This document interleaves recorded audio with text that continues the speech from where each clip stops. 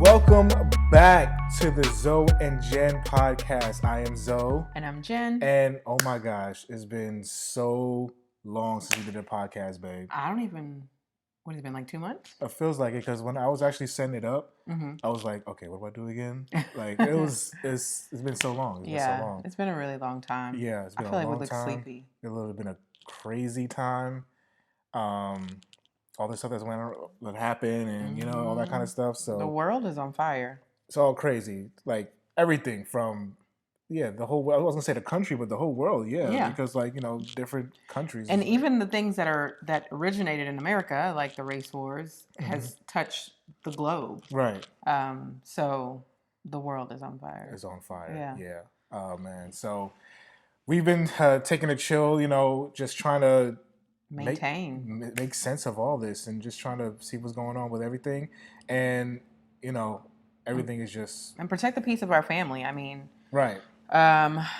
For me, if I'm not feeling it, I'm not going to be on here because I feel like I want to be in a good headspace when I'm trying to give the best advice that I can or even entertain or make you laugh. I want to be in the right headspace. So, not being on here has protected my peace personally, but also we just really been concentrating on our kids, our family.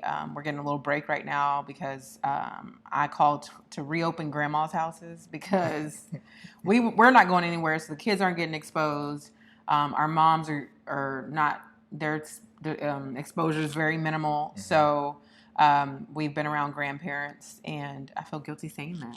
Because they haven't been around people, and we haven't been around people. Our kids haven't been inside of anywhere in I don't know how long. Exactly. Yeah. So don't even get inside the house. Us. Right. That's about it. In the car. Yeah. And but we don't take them anywhere. But everywhere else, like if we go to the grocery store, like we'll take the drive, and then you'll go or I'll go, and then we'll come back, whatever. Other than that, they haven't been anywhere. Right. So they're currently at Alonzo's mom's house. Which they love it over there. We called earlier and they were taking naps and they're just they go swimming there.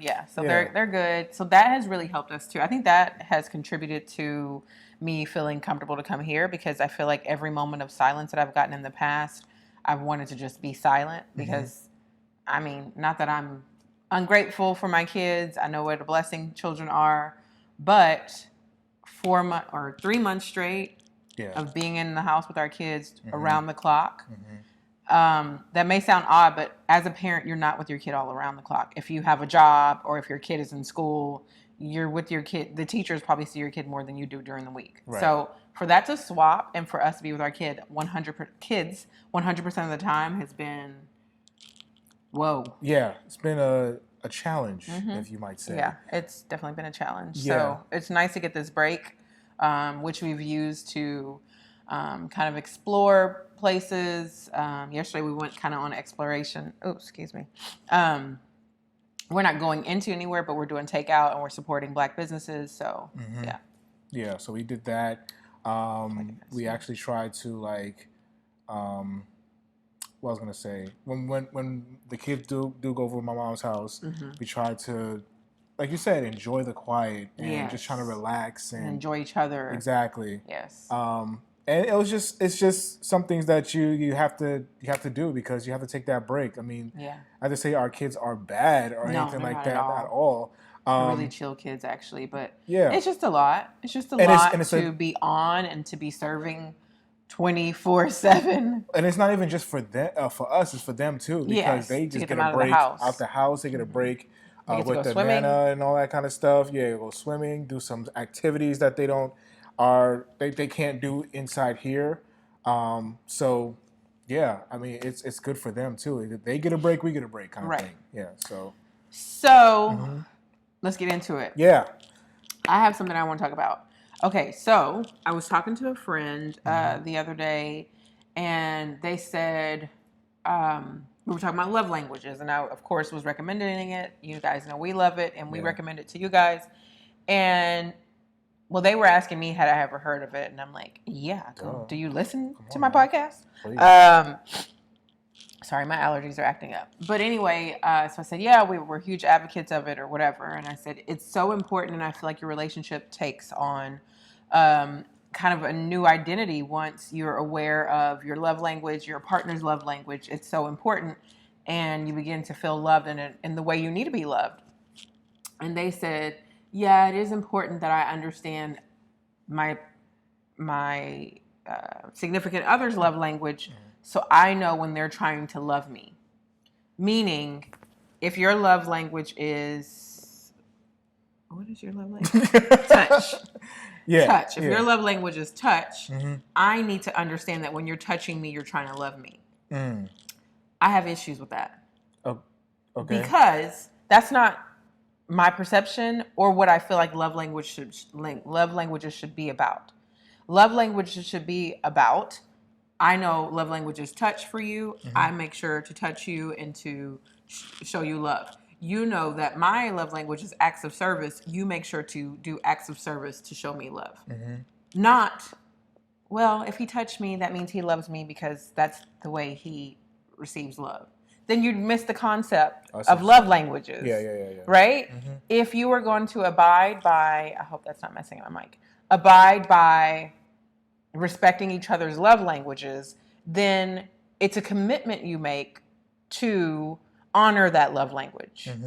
Not, well, I'll let them have a pass. No, because then that means somebody's not committing to the love style. Right. I'll make that up. Yeah. Not committing to the love style of your significant other if you're only going to use your love language. Well, you know my love language is touch. So if I touch you, that means I love you. No, that's old school. That's why love languages were created, so we could speak each other's languages. We are no longer in Babylon in our marriages because we understand our love languages and the way we give and the way we receive love. I think is most important. It's about committing to acts of selflessness. Yeah. It cannot be about mine is acts of service. So if I did something for you, then you should feel love. Right. That's selfish. Right. That's not being mindful of the other person's love language. No, that's so selfish to be like, listen, this is the way what I think love is. Why don't you feel loved when I do it? That's, I don't know. And so that this person also said that, I think they read the book, but I know that they were complaining that their significant other didn't read the book. And I honestly don't feel, I think it's great if you read the book. We personally have not read the entire book. We did the exercises when we did counseling years ago and the homework, but we never, I won't lie to you, we never sat down and read the book, but we understand the concept. But also, again, I know this is probably old news for our avid listeners, but I recommend that you do that because another thing that came up in that conversation was I was explaining, as I probably have before, that I feel like your language changes in seasons of your life. Yeah, over time. Yeah. But I think mostly seasons, right? Like if one spouse, if there's a change in the structure of the household, you move or a new job, I don't know, like a new job and a move, like some things had happened to us in 2018. A lot had happened in 2018, I feel like. And so once we took it again, mine had changed. Ours had changed. I think they had shifted. Not like a major shift, right? Like my number 3 had fell off. It wasn't a big deal for me anymore. My number 2 became my 1 and my 1 became my 2 type thing. So I just wanted to bring that up because if you were practicing love languages in a way that one person has the upper hand or we only abide by one person's language, we're not doing it right. Right. Yeah, that's like I said, like you're not really, it doesn't really work that way. Like it doesn't, how does that even work when you just worry about your love language and not somebody else's love language? Right. When you're supposed to learn about their love language to support the marriage. I don't even know how this concept was, I don't know. I really feel like women often, I'm going to call it like it is. Okay, let me say. Because I don't know, I don't know that men do this in men's circles, but often I feel like women, if they start to feel insecure or if they start to see that their person is lacking out of defense of their lover, they will try to make messed up stuff seem cool. Like, because it was said in jest. Like control the narrative? Yeah. That's what my other thing was that I wanted to talk about. Oh, okay. I didn't know. My bad. Look at you. I told you I thought it would come up. Yeah. Stick a pin and control the narrative. Okay. But they're trying to control or change the narrative of, because what this person was saying was, well, yeah, I just need to accept that, you know, it's okay if he's doing this for me because that means he's trying to show me that's how he loves people. I was like, no, you know that's not right. You know better than that, and that's not the way it works. Yeah. But I think that was an attempt to make it seem like, oh, it's not bad over here. Yeah, it's not that bad. And ladies, I also read another thing the other day. I have so much things to catch up on. We're going to be here a while, and I'm running my mouth. But we have to move past. Okay, here's the thing. I read this meme the other day that said, if a woman ever tries to act like she's never been dumb for a man, or she's never made mistakes, or she's never been out there, basically cancel her. I agree. I don't think as women that we should judge other women. I think as humans we shouldn't judge other humans. But most importantly, I'm a woman, so I'm going to speak from this point of view. Yes, I think it's important that we don't judge each other, but I also think that first and foremost we're honest with ourselves about where our relationships are. If your relationship sucks, it sucks. Yeah. That doesn't mean you have to tell everybody it sucks, but it does mean you need to talk to somebody who cares about you, who has your best interest at heart, and will tell you, and where you can feel safe to really look in the mirror or to really look at your situation for what it is. This idea of covering it up and then trying to put icing on it, I think is so toxic. Yeah. Like, I feel like we know people, we know women, we know relationships, not to blame it all on women, but I like I said, I don't know that this happened in the men's circle where he knows his relationship sucks and he like covers it up and like, no, my wife is awesome or my girlfriend's the best. I've never really seen that. They just won't talk about it. Right. But I do see with women that I care about, women that I see in passing, often will try to make their situation into something it's not for sake of covering up that man or for sake of making their life look like it's better than it really is. Be honest with yourself, first and foremost, because you're only lying to yourself when you lie to other people. But with yourself and with somebody who cares about you. You don't got to come tell me. You don't got to tell your mama. You don't even got to tell your cousin. Tell somebody who cares about you and has your best interests at heart and will pray for you and guide you and support you on whatever decision you decide to make about the issues you have in your relationship. Right, yeah. Just tell the person who will keep it 100 with you. Because, like, sometimes you don't want to... And be ready to receive it. Right. And sometimes you don't want to, like... of course, you don't want to tell everybody your business or anything like that. That's cool. But have that real person in your life to be like, yo, this is what's going on. And so you can, like, get it out. You know what I'm saying? Right. Because if you hold that stuff in, that's like you said, it's toxic. It's toxic for the relationship. Yeah. And you said about with the women's group, but, like, with a men group, like, they will just say, everything's fine, and they'll just move on. You know what I'm saying? Like, it won't, you know, try to sugarcoat it or anything like that. Just be like, nah, everything's good, you know, and then move on. Yeah. But, yeah, you should have that one friend, that one person, if it's anybody in your family, in your friends, whatever, have that one person who is, like, 100 with you. Yeah. And that you know that whatever they say is really out of love and respect. Yes. And it's like, you're not going to take it as they're hating, or you're not going to take it as, you know, they're jealous or anything like that. Yeah. Just have that person who's like, you know, who has that respect for you, who has that love for you, and to just let them know, like, hey, this is what's going on. And, you know, it's not all peaches and cream. It's not, you know what I'm saying? Yeah, just tell them that. And they'll keep you on the narrow. They'll keep you on the up and up. And if we have ever... I actually, not even almost, I don't like when people put us on a pedestal. I can't live up to that. I don't want to be put on a pedestal. We try to pass on any keys that we've learned along the way, but we've only learned them because we've made the mistakes to learn them. But if we've ever put off that we somehow have some type of perfect relationship, it's not true. I think that what I can say proudly is that our communication levels are better. I mean, to me, they're way amazing. better. I think they're amazing. I think that they're like... I'm saying it was way better when we first started out, when we first got married.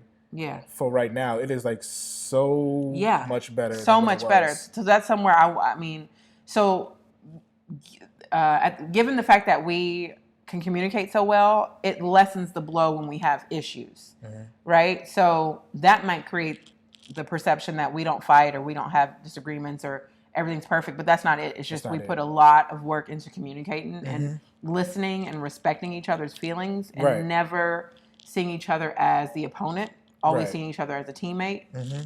And respecting somebody's disagreements. Yeah. You know, we always would disagree about something, but if I gotta respect you for you disagreeing for, I don't know, like let's just say the toilet paper thing. I know we agree on the toilet paper thing. No, yeah. But if you disagree with the toilet paper thing, I'd have been like, whatever.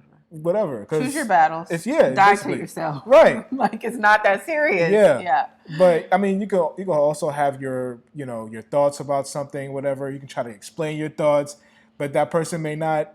You're like, I can try to explain myself how I want the toilet paper to be like this. You can say yourself how to be like that. But when we get to that point where we respect each other's disagreements, and then we're like, okay, whoever put the toilet roll on, that's what's going to be for the time. I feel like even in your example, we're downplaying that what people disagree about, or even what we disagree about. We don't really disagree about much, though. But we've been together a lifetime. We've disagreed. But we've disagreed on major things before. Right. Mm-hmm. Sometimes on child rearing, like how you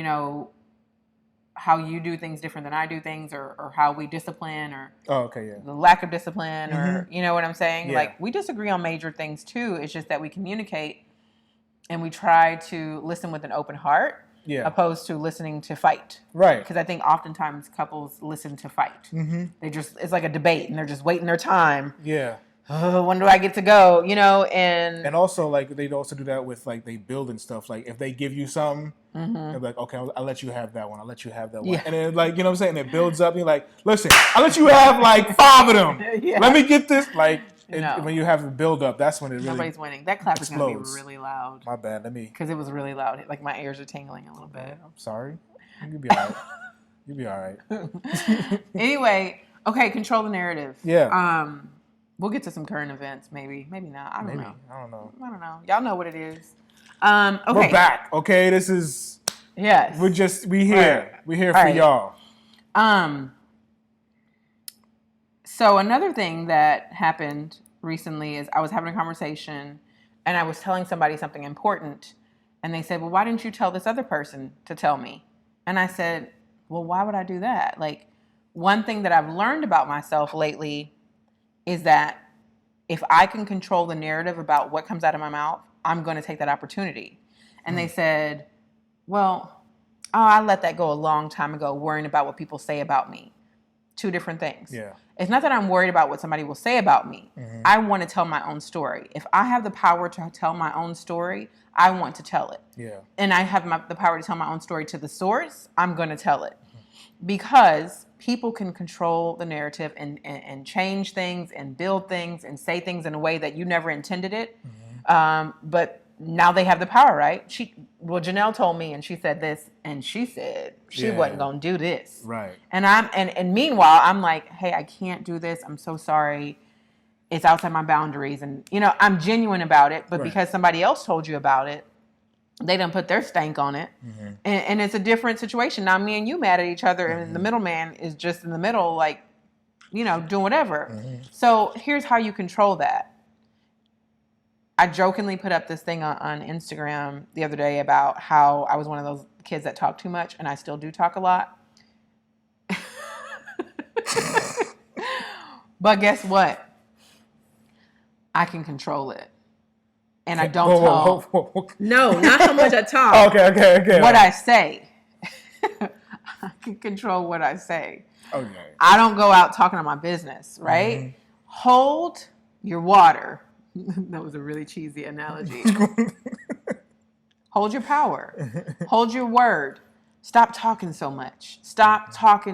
much. Even, I think this applies because even in your relationship, like I said earlier, you don't got to tell everybody. But you should talk to somebody who has your best interest at heart. But stop talking. I think that let's not confuse living in secret with talking to a trusted person. Yeah. I mean, or with living in secret with holding your water, whatever that means. Yeah. There's a difference, right? You have to be choosy about who you tell and who you're venting to and ranting to. Yeah. So stop talking so much. Like, just stop. I don't know how else to say that. Just stop. Because people are going to take your information and run with it. And if it's in regards to your relationship, well, guess what I heard? Yeah. She told me that he ain't even come home till 11. Mm-hmm. Or whatever it was. Or 1. I don't know. My man always at home. But, Exactly. But stop talking. If you have something that you're not proud of and you're not ready to talk to somebody, talk to God. But stop talking to man. Stop talking to women. Stop talking to people. Control your narrative and also protect your peace. Right. I feel like that sounded scrambled. Wrap that up and make it look nice. Because it sounds I'm gonna try. Scatterbrain. You talk a lot though. I think it all wraps up because like we were talking about earlier is you got to talk to people who love you, who respect you. And the people who love you and respect you is not going to be telling your business out there like that and not going to be controlling the narrative. They're going to be having your feelings in mind. And, they'll say, hey, you might need to talk to the person that you're having a problem with or something like that. I'm not going to tell them because it's not my business. I know you're telling me as a friend, but it's not my business to tell this person that you got a problem with them because it might get all jumbled up. Yeah. So, I think that it all comes together with that. If you keep on talking to people that don't care about your narrative or don't care about your feelings or don't love you that much, or don't respect you that much, and you're just killing everybody, that's how, that stuff can go out. So you have to control your narrative and control the people who you're talking to. And basically, when you do that, all this stuff that you can control is under control. Does that make sense? Yeah. Yes. If it's in your power, control it. Exactly. Yeah. When it's all out there, you can't control it. You can't. It's out there. It's out there, and you've now opened up your relationship or opened up your life to let people in because you've given them the power with your information. Stop talking. Right. And if you're going to talk to the person who you love and respect. I'm sorry for clapping. And I'm from New York. That's what they do. Like, yo, that's what we going to do, okay? But, just talk to that person and keep it that person. Keep it 100 with that person so you get that respect and that love. And they're going to, they might have something that they want to talk about too. You know what I'm saying? So you open yourself up for them to be open as well. So you never know. It can go both ways. I want to interrupt to say, arrest the cops that killed Breonna Taylor. Oh, yeah. You got to do that. Arrest them cops. Yeah. What's the other dude name? Elijah, is it McClain? I think so. Arrest them too. Yeah. And all lives won't matter until Black lives matter. Exactly. So I just want to put that out there. Yeah. What I was going to say. So the trial that they have for George Floyd's murderers, I'm not even calling them the cops, they're murderers. The trial, because they all charged for like second-degree murder. Yeah. I think the trial is going to go down like in September. So hopefully that goes through. So, just whatever we was doing before, let's keep on doing it. Let's keep that same energy. Yes. Keep your foot on the gas. Keep your foot on the gas. Keep posting. All of our friends out there, who we follow and stuff like that, they're doing their part. Let's keep on doing our part. I want to, yes. I'm sorry, I keep interrupting, but things keep coming to my head. Yeah. I also, shout out to our, what do y'all want to be called? White, Caucasian? I don't know. We love you because we just call you our friends and our family. But shout out to those friends who have reached out to us. Yeah. In compassion. Yeah. There's a difference, right? Don't reach out to me because you want to check it off your list or somebody forced you to, or your guilt. Don't. Right. Deal with you. Deal with you. I'm okay with that. Yeah. But to those who have reached out to us in compassion, I love you and I thank you for doing that. At the same time, I'll just put out here publicly, I cannot teach you. I do not know how to deconstruct something I did not build. My ancestors did not build. I can't break that down. I wouldn't begin to know how to break down systemic racism in America because I had no part in building it up. But also I think that I'm still in a processing stage. I've learned a lot about myself and the fact that I was raised by Black immigrants to this country. That kind of shaped the narrative of how I view racism too, for many different reasons that I'm still discovering and kind of just trying to figure out why I felt like earlier on in my life some of this racism stuff didn't apply to me. That's deep. That might be in a podcast in itself. Yeah. But anyway, so as I process and as I heal and as I deal with things, as we process, I am not your source for who should I donate to, where should I go, what do I do, how do I say this? I'm not that source, but there are some brilliant Black minds who are those sources, and they are directing traffic so well, I wouldn't even try to attempt to do what they're doing.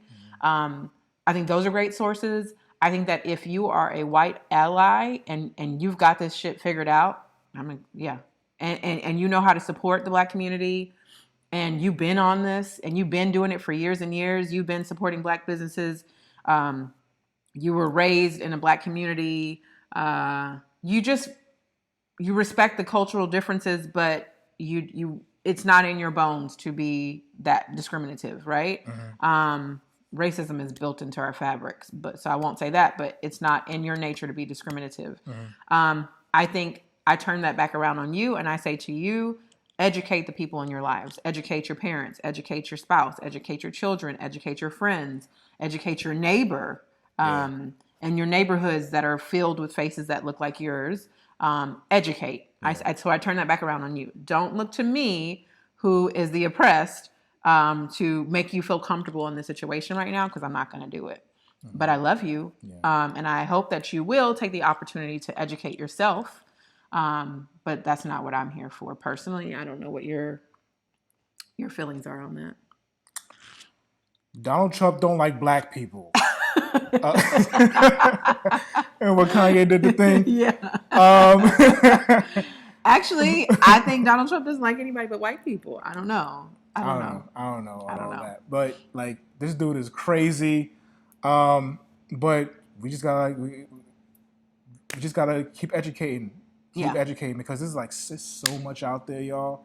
It's so much that even we're learning. It's like this past year, maybe last year, we just found out about the whole Black Wall Street thing. I mean, like, we're still learning, right? And we're Black, right? You know what I'm saying? And so that's so much that they, suppress from or oppress from us. I think because in our households, it goes back to the immigrant situation, right? American Black heroes maybe weren't talked about in our households coming up. Right. I think that everything that I learned about Black American history heroes, I learned in school. I went to my first elementary was it was a former all Black high school that got converted to to an elementary. Anyway, a lot that I learned it there. I learned the Black national anthem there. I learned about Juneteenth there. I learned we had beautiful Black History Month presentations in February. So a lot of it I learned there. But in my home, my mom moved to America at 13, but was raised in a household that was ran like they were still in Trinidad. Right. So there were things that weren't talked about. Like, I know I have some Black American friends or Black friends who were raised in America, or Black friends who their ancestors are from America. How about that? Because I'm a Black American. Who this was talked about at Sunday dinner. You learned about Carver at Sunday dinner. You learned about Frederick Douglass at Sunday dinner. You talked about these things. You had the books in your home. I had a really good friend, who had an amazing dad, God rest his soul, and he was really big on Pan-Africanism and taught us a lot and taught me a lot about music and art and culture. I would have never got that in my home because those weren't things that were prominent in my father's life growing up, but they were prominent in his life. So I think that we're still learning so much, not because Black Americans don't know about them, but because of the households we were brought up in. I also feel like it's what we don't know about because, like, Juneteenth is a big thing down here in the South. Like, we didn't know about that, and we didn't know about that in New York because, like, we didn't know about Juneteenth. But when we moved to Minot, and one of my sergeants, he's from the South, and he was celebrating Juneteenth. Remember they had a cookout in the park. And he's like, "You know about Juneteenth?" I'm like, "No, you knew about it." But I was like, "No, I didn't know about it." So, like, the southern parts know about it, but most of it, in the northeastern regions, we wouldn't even know about it until then. But, like, I knew about that maybe 10 years ago. So I'm like I said, I'm still learning. I'm still learning. You know what else I'm doing a lot too is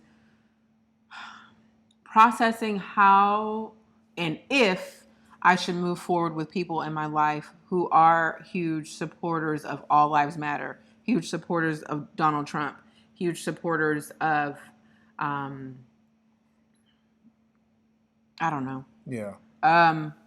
All that. All that. Yeah. Right?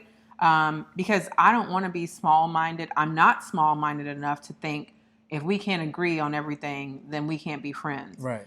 But I love myself enough to not surround myself with people who believe in racism, who believe in oppression, who believe in promoting a history that believed in all of those things, promoting a history that stands by systemic racism, or for people who write me off when I explain to them what systemic racism looks like in the everyday life. For people who write off my own personal experiences, I think that you can look at our lives, a veteran, and we're Black people who live in I've told you guys before, a predominantly white community. And so you're like, my neighbor's Black. And right. It can look like they live just like we live. But you don't know what it took for us to be here and how this might have came easy to you, but this was something that we had been praying on and dreaming of and working towards. To live in the middle class, lower middle class neighborhood. You know what I'm saying? So, that's something that's been really hard for me to process that, and how do I move forward on that.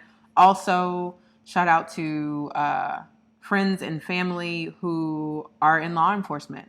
No, we are not small-minded enough to think that all police are just like we don't support all Black people are criminals. Right. I don't support that all law enforcement, but what I do support is the idea that law enforcement as an umbrella has some very racist undertones, has some very racist things built into the fabric. So the whole structure. Of how policing was started. Exactly. So I think, educate yourself in that aspect, and so try to understand where a Black voice would come from when we feel like policing is just not where it needs to be. That doesn't mean that I don't care about or love people who serve our communities and our police and sheriffs and SWAT and whatever, firemen. We know people in all those different brackets, and we care about them. We care about their families, but that doesn't mean that there's not an issue there. No. That doesn't mean that the majority is like them. We have also been... I'm doing most of the talking, babe. Are you? Who knew? You don't talk a lot. What were you going to say, though? You're going to say I also... Shout out to our street. Our street? Our street. I feel like we are the only Black family on our street. Our street runs through the neighborhood. I'm about 100% sure we're the only Black people on the block that we live on of our street. There's another section down there, and there's 2 sections over there. So you can imagine. Right. Also, one of our neighbors recently put up a Trump 2020 sign. We don't know what happened. But it came down. It mysteriously came down after Trump retweeted that video of that man chanting white power. Yeah. And when those white people are by in their front door with guns. Yeah, it came down after all of those So we don't know if it's because of that or because somebody said something. Or it tore. I don't know. I really have a hard time thinking that he took it down for the goodness of his heart. I think that, I don't know. Outside of that, we have really just had people be supportive and show love, and not in a weird way. How are my Black friends? Not in that way. Just we've continued to live life. We all care about each other's kids. We all give each other advice about our kids. We as wives support one another. The husbands support. I really feel like in a time such as now, to be the only Black people on our street could feel very uncomfortable, right? And I have not felt that. Yeah, I haven't felt it either. I haven't felt that. I am a little aware, more aware than I was. Yeah. Excuse me. But, I haven't felt uncomfortable or anything like that. No. And I thought you was gonna say shout outs to all the black businesses. Yeah. That makes it seem like I'm shouting out the. Okay. No, I'm not saying you are. I'm just. Yeah. I thought you was gonna say that. But yeah, let's get into that. Shout out to all the black businesses. Shout out to our black business. Hey. Hello, the podcast. Hello. Shout out to all the podcasters out there that we know. Shout out to the Perspective of Her podcast. Yes. Shout out to her. Shout out to your sister. Yes. With her Tribe West. Yeah. And shoot, I forgot the name of the head. The head rap name? Yeah. Isn't that Tribe West? My sister, probably. I think so. And Tony Touch, who does my hair and keeps me looking nice and Nubian. These are old though, but shout out to her. She is staying booked and blessed. Yeah. The Butterskin Bar, which is a company she works for in Houston. Go get all your skincare made especially for our skin. I think it's for all skin, but it's a black-owned business, and they know how our skin works. Yep. I believe it's a whole black staff as well. Wow. So you're not going to get a facial from somebody who doesn't know how to deal with your skin tones and the different lighting. I mean, the different pigmentation. So shout out to the Butterskin Bar in Houston, Texas. Yeah. Shout out to Viola and Agnes, Neo Soul Food. Yeah, we put up that food. I think it was last week. Was it last week? I think that was last weekend. We put up that food. Today. It was so good. It was so good. Oh man, I had the oxtails. I had the chicken, right? Twice cooked, double cooked chicken. Double cooked chicken. Yeah, today he got fried Cornish hens and waffles. What? We might have to go over there and see We might need to go see him. We gotta go see what's up. But thanks for teaching the Bay Area of Houston about soul food. Yeah. Man, and he doesn't tone it down. No, not at all. I think the only thing that he does that I respect that he does is he doesn't season his veggies with pork, which is wonderful for us because we don't eat pork. Yeah. But listen, his food lacks nothing. The food is so neo good. Soul food. Yeah, Viola and Agnes Neo Soul Food. Yeah. So there's some dishes have a fusion to them, right? But for the most part, it is just some really fancy soul food really good. That has the taste of your Big Mama's kitchen. It's just so good. It's so good. Yeah. And he is also staying booked and blessed, and it's always packed. And I should tell you that if you're going to try it, if you were in the Houston area and you were going to try this restaurant, be prepared to wait.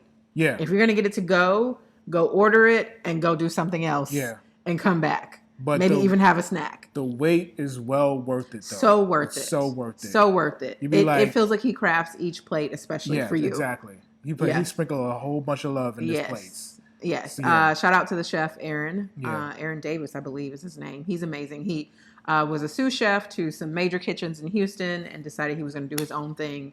And he is doing it well in the Bay Area of Houston. He is in particular in Seabrook, Texas. So check him out. We have so many black businesses. Yeah. I can't. Aisha has her own business with jewelry. I can't think of the name of it. Maybe we'll try to tag some. I don't know. Yeah. I don't want to promise that and then we forget to do it. Doesn't mean we don't love you, but support black businesses. Yeah. If you have the opportunity to. Actually, you always have the opportunity to because there's a black business for almost everything. Right. Support a black business. Make it part of your routine. Y'all know we like to eat. So the way we've been doing, giving back to the black community is supporting black restaurants. Yeah. Just do that. I haven't found my style, but affordable clothing, but I'm on the hunt for that. If you have some recommendations for me, let me know. But support a black business and uplift the black community. I have been seeing a lot of people upset, specifically today. Today is July 7th, which is Blackout Tuesday. And we, as black people, are shutting down and not spending our money in anywhere but black businesses. And I see some other people of other races doing the same, and I think it's great. But the feedback that I've seen is that people are like, oh, in a time of COVID, when all small businesses are suffering, how could you ever just tell people to only support black businesses? It's one day. Yeah, relax. A lot of these, and a lot of these, I want you to make it part of your routine, but I'm saying this one day is nothing to be mad about. Yeah. A lot of the small businesses you guys are referring to are mom and pops who have been in business for years and years and years and generations. That barbecue place that's around the corner that's been in the Smith family for 3 generations. They're not going to hurt if you don't buy their barbecue today. Yeah. But that new place with that young Black entrepreneur who is just trying to get his food out there, and he's operating out of a hole in the wall, but his food is so good. Go see him. Yeah. Go see or her. Yeah. That's what we've been trying to do. We've been traveling the distance and going places that are an exploration for us, but and just supporting. Yeah. Support. Yeah. And I was talking about all Black businesses and stuff like that. And we was also talking about Tiana Taylor. What's that? Breonna Taylor. I'm sorry. Because Tiana Taylor. I haven't listened to that whole new album, but I heard it's fire. Yeah. What you call it? What I was gonna say. What's that military girl's name? Oh, Vanessa Gillan. Yes. Is it Gillan? I think it's Gillan. Forgive us if we're pronouncing the names wrong. Yeah. May she rest in peace, and may her family seek, fight, and find justice. What happened to her? Because I'm not buying this story. Yeah. I think it's horrific. I think that as a former military spouse, and I have friends who are sisters to me. They're not my friends; they're my sisters, right? And have been with me through all walks of my life. When I think about them, that angers me, and this whole, I've even heard some really awful things from female veterans about like, oh, this is the price you pay, and no, throw that narrative in the trash. No. Like, it's 2020. And a woman shouldn't have any different experience or have to be hazed into or earn her way into anything. Right. So may she rest in peace. And right is right, is wrong is wrong. And this is like really wrong. Everything that you see about this case, everything that you heard about it, everything that we've everything is just wrong. It's just wrong. So we just hope that she get the justice that she deserves. Try to find these guys and just do some justice, man, because that's just totally wrong. Totally wrong. Yeah. And she's from our city. Yeah, she's from I just found that out. She's from Houston. Yeah. So I just can't imagine. I have some loved ones from the Hispanic community as well, or the Mexican community as well, and I just see her as a friend of mine's little sister or a friend of mine's niece. Yeah. This could be them. And I just think it's not right. It's not. It's not right. Yeah. That's crazy. So, yeah.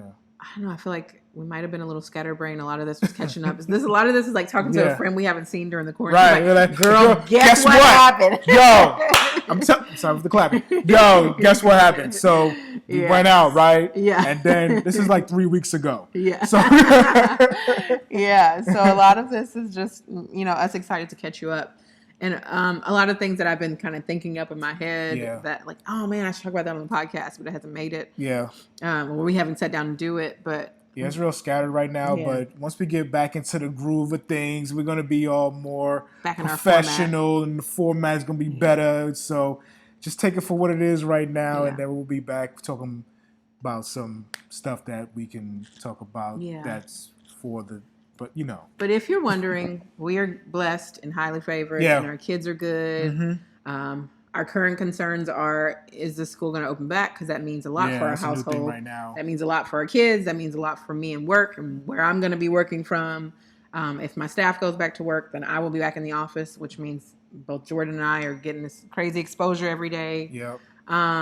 But, shout out to teachers who might have to deal with this or have to make a decision of, am I going to go back to work at all? Right. But anyway, we're good. So if you were wondering, because y'all ain't call us. Y'all ain't saying nothing to us. We're doing well. Okay. And I hope you are too. Yes. So thank you guys for watching. Yes. If you're watching on YouTube. Or listening. Or I think, you know what? I think I might put it on the IGTV too. Oh, okay. I might. I always got big plans. We got that new. No. But thank you guys for watching. Thank you guys for listening. We really appreciate it. Check us back next time. Hopefully it'll be like next week. Hopefully soon. We'll see how you feel about it. Yeah. But check us back next time. I'm Zoe. And I'm Jen. And we're gonna take you out next time. Hopefully it'll be soon enough. All right, y'all. Peace.